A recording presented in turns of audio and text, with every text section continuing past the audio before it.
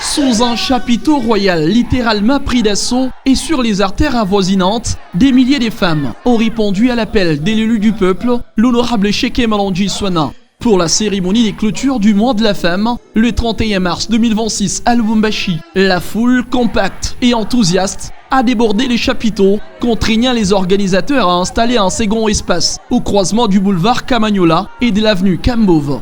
Farouchement ancré dans les terrains, celui qu'on surnomme homme aux actions concrètes, l'honorable Cheikh Malandji Souana a choisi de célébrer ces mois aux côtés de ses électrices, renforçant ainsi le lien de confiance avec sa base. L'événement a été construit autour d'un message fort, l'autonomisation des femmes et la nécessité d'une masculinité positive, concept que l'orateur a défini comme l'usage de l'influence masculine pour briser les stéréotypes des genres et créer un environnement propice à l'épanouissement féminin.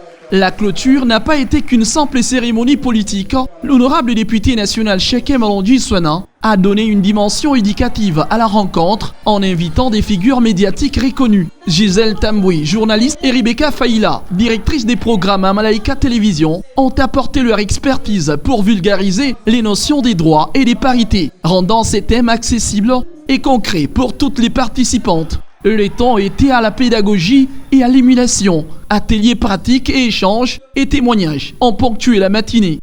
Un modèle politique et civique, l'honorable Cheikh Malandji Souana a salué le parcours de son excellence Fifi Masuka Saini, celle qui est en train de l'inspirer, tandis que sur le plan entrepreneurial, il a mis en avant l'exemple inspirant de son épouse Sandra Malandji. Ces références ont servi à illustrer que l'autonomisation s'est construite à la fois par des politiques volontaristes et par des initiatives personnelles et familiales. La journée s'est achevée dans la convivialité et la générosité. Chaque femme présente a reçu un pagne offert par l'honorable Cheikh Malandji Souana, geste symbolique et fédérateur qui a scellé cette cérémonie des clôtures sur les applaudissements et les chants. Au-delà du faste et de la foule, c'est surtout un message d'espoir et des responsabilités partagées qui a marqué cette journée. La lutte pour l'égalité et l'émancipation des femmes passe aussi par des alliances locales, un leadership des proximités et une redéfinition des rôles masculins au service du progrès collectif. Lubumbashi en a reçu la démonstration et l'image d'un élu proche de ses électeurs restera longtemps dans les mémoires.